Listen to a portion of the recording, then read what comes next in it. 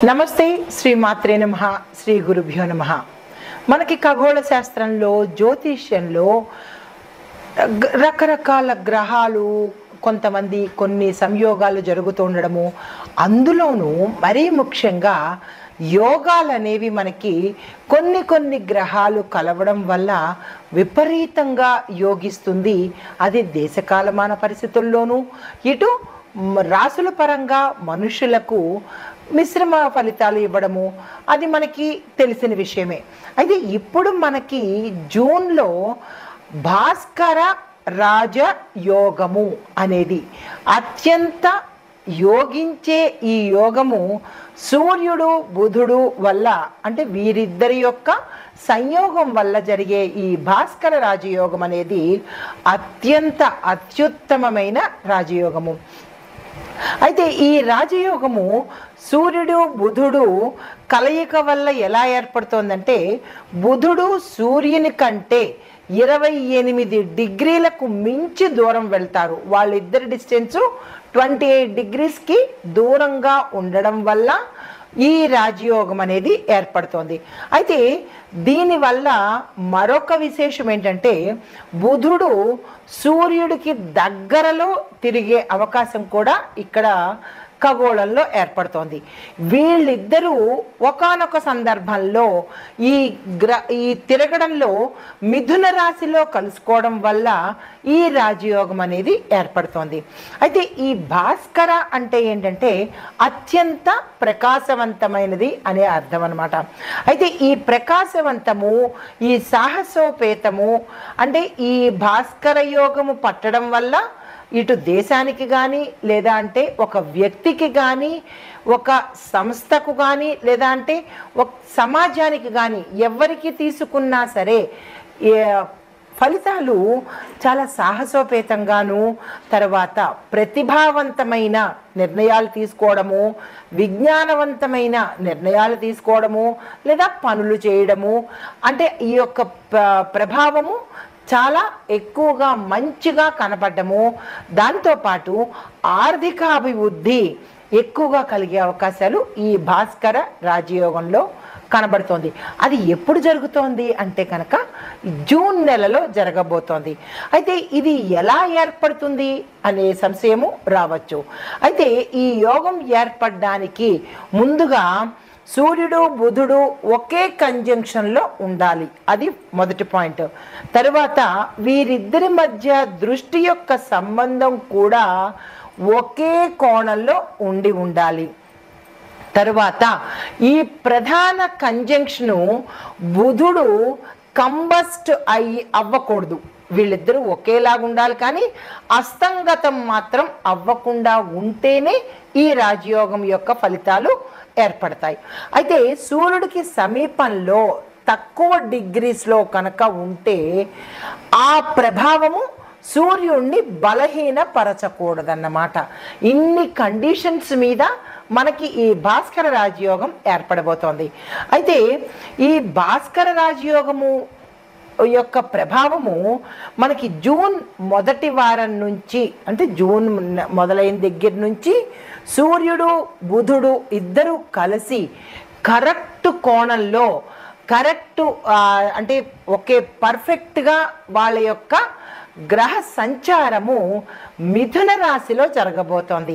అయితే దీని యొక్క ప్రభావము, ఈ యోగము యొక్క ప్రభావము 12 రాశుల మీద ఎలా ఉండబోతోంది అనేది ఒక అంశం అయితే, మరి దేశకాలమాన పరిస్థితుల్లోనూ రక్షణ, రాజకీయ, న్యాయ వ్యవస్థ, వాతావరణము, వ్యవసాయము, ఇలా ప్రతి ఒక్కటి మన అంశము మనకి ఉపయోగపడేది కదా. కేవలము 12 రాశులకే కాకుండా నేను చెప్పేది ప్రత్యేకంగా దేశంలో ఎలా ఉండబోతోంది, వాతావరణ పరంగా ఎలా ఉండబోతోంది, మన రక్షణ వ్యవస్థలో ఎలా ఉండబోతోంది, న్యాయపరంగా ఎలా ఉండబోతోంది, అండ్ రాజకీయ పరంగా ఎలా ఉండబోతోంది అనే ఈ అంశాలన్నిటినీ కూడా మీ అందరికీ తెలియాలి. ఎప్పుడూ మనుషులకే కాకుండా మన చుట్టూ ఏం జరుగుతోంది అనే అంశాలు కూడా ప్రతి ఒక్కరికి తెలియాలి అనే విషయంతో మీ ముందుకు ఈ ప్రత్యేకమైన అంశాలు తీసుకొస్తున్నాను. అయితే మరి ఈ రాజయోగం వల్ల ఏ ఏ రాశులకు బాగుంటోంది అనే విషయంలో క్లుప్తంగా చెప్తాను, తర్వాత సవివరంగా చెప్తాను. ముందుగా మిథున, కన్య, తుల, ధనస్సు, కుంభరాశుల వాళ్లకు, ఈ రాశుల వాళ్ళకి విపరీతమైన, అత్యంత లాభదాయకమైన, యోగ్యదాయకమైన, విశేషమైన ఫలితాలను ఇవ్వబోతున్నాడు. అయితే ఈ రాశుల వాళ్ళకి ఎలా ఉండబోతోంది అంటే, వీరు అత్యంత సాహసోపేతంగాను, కొత్త కొత్త అవకాశాలు తెచ్చుకోవడంలోనూ, ప్రతిభ, ధైర్యము ప్రదర్శించడంలోనూ, విద్య, ఉద్యోగము, వ్యాపారము, మీడియా, కమ్యూనికేషను, చట్టము అంటే న్యాయము, రాజకీయ రంగాలలో ఈ ఎవరైతే ఉంటారో, ఈ నేను ఇందాక ప్రస్తావించిన రాసుల వాళ్ళు ఎవరైతే ఉంటారో వాళ్ళకి విశేషమైన ఫలితాలు కనబడబోతున్నాయి. అయితే మరి మిగతా రాసుల వాళ్ళకి ఎలా ఉండబోతోంది అంటే కనుక కొంత మిశ్రమ ఫలితాలు ఉంటాయి, కానీ అంత విశేషమైన ఫలితాలు ఈ సమయంలో దక్కబోదు.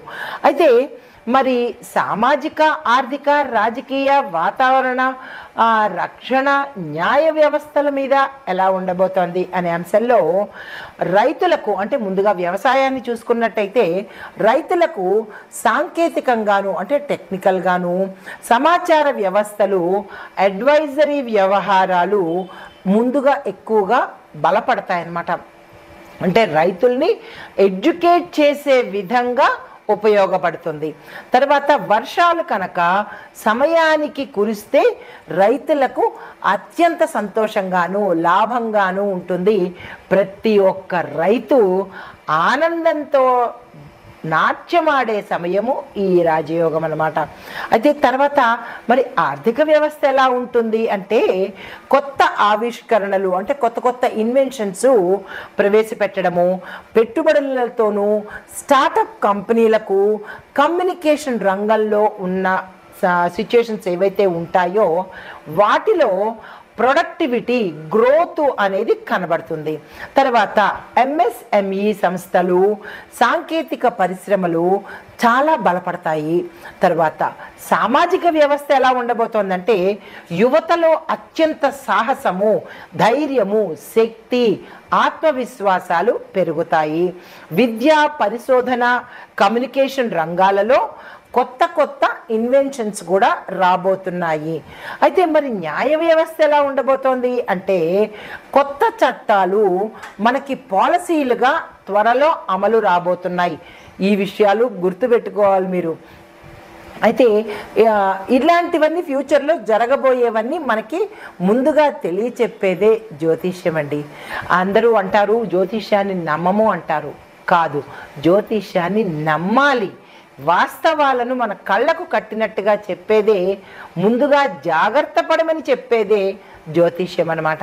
అయితే మరి రాజకీయ వ్యవస్థ ఎలా ఉంటుంది అంటే కనుక, నాయకత్వంలో మన లీడర్స్లో దూకుడుతనము, కొత్త కొత్త విధానాలు కూడా ప్రవేశపెట్టబోతున్నారు. అయితే సోషల్ మీడియా, కమ్యూనికేషన్ రంగాలలో వివాదాలు, ప్రచారాలు కూడా ఎక్కువగా పెరుగుతాయంట. అంటే ఒకవైపు మంచి జరుగుతుంటే మరొక వైపు చెడు దుష్ప్రచారాలు కూడా జరిగే అవకాశాలు.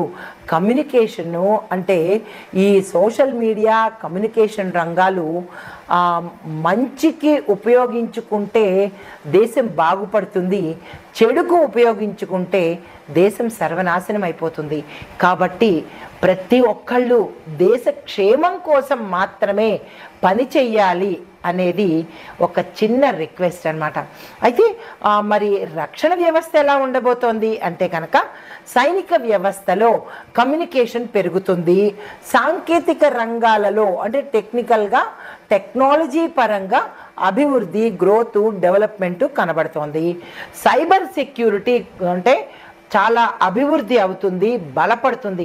ఇప్పుడు ఇవాళ రేపు చాలా సైబర్ క్రైమ్స్ ఎక్కువైపోతున్నాయి.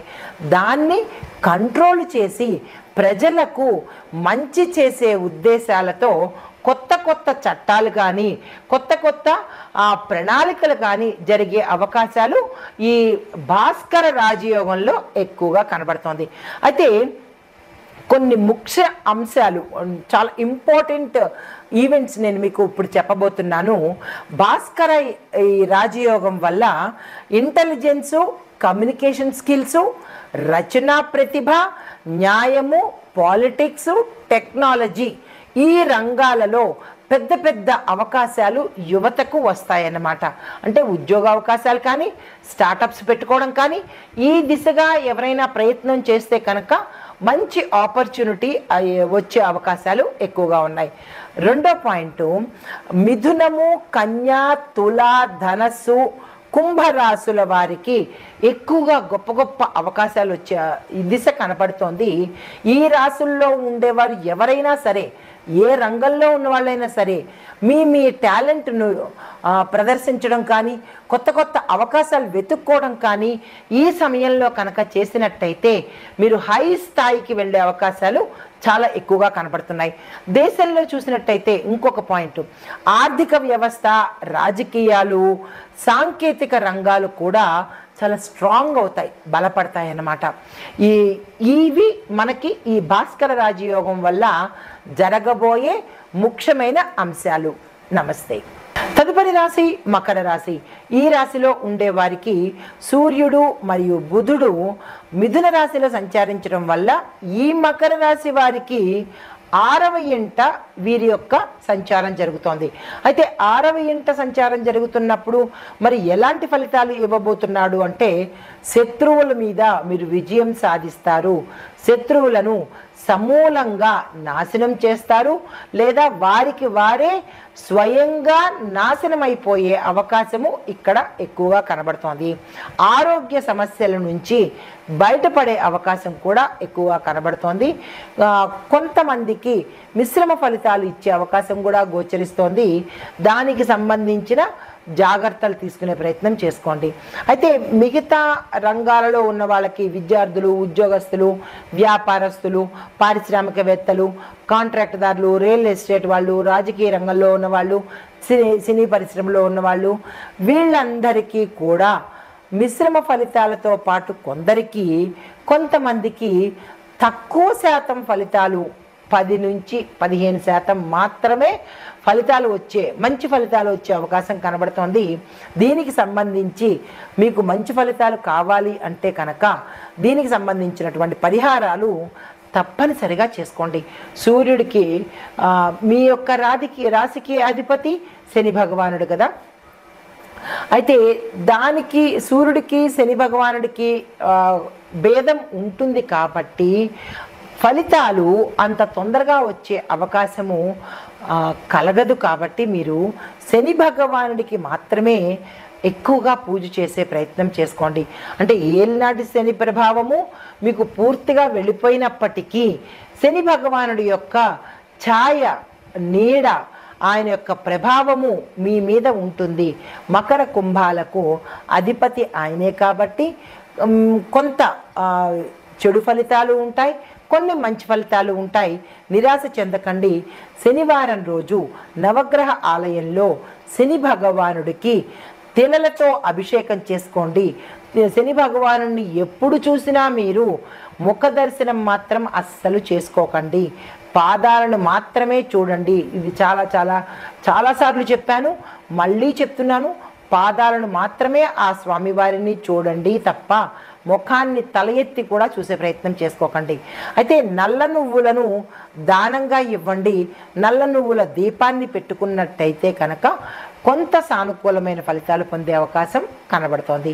ఇది ఈ రాశిలో ఉండేవారికి చెప్పదగిన గోచారరీత్యా ఫలితాలు, పరిహారాలు. నమస్తే.